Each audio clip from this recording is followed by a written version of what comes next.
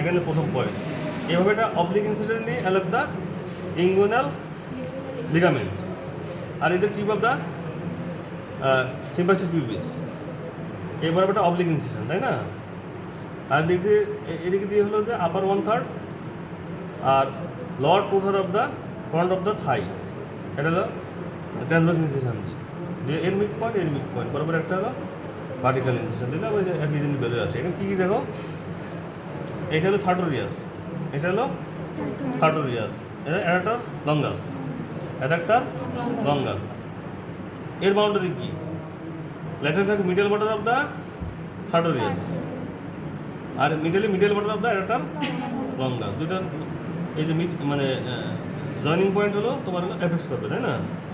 Main কী কী আছে দেখো। আর এটা হলো সিনারিও বড় হয়, এটা যেন ভুল না হয়। এখানে হাত দাও, হ্যাঁ হ্যাঁ, দুটো একসাথে দিয়ে না। হ্যাঁ হ্যাঁ, এটা কি?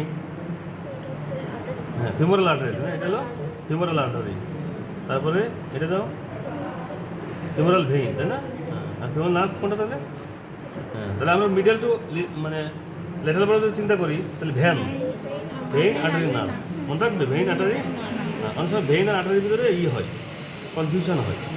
এই কারণে আমরা যাতে ভুল না করি যে নার্ভ যেহেতু ল্যাটারাল থাকে আর মাঝে আর্টারি থাকবে, বুঝেছো? ওটা অন্তত এই আর্টারিটা, এই ফিমোরাল ভেইনটা চিনতে পারলে তখন আর্টারি আর ভেইন নিয়ে আমাদের সমস্যা হয় না। এইটা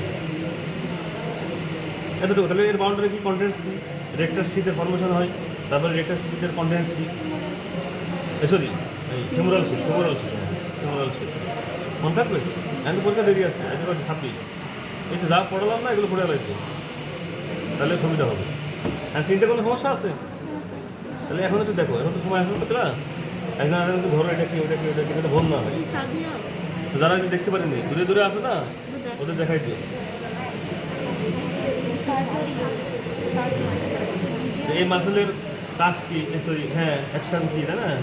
এইটা এই মাসেলের আঠারো বলে কি, নার্ভ সাপ্লাই কি, এগুলো তো সব পড়ানো হয়েছে আর্টিফিশিয়াল। দেখো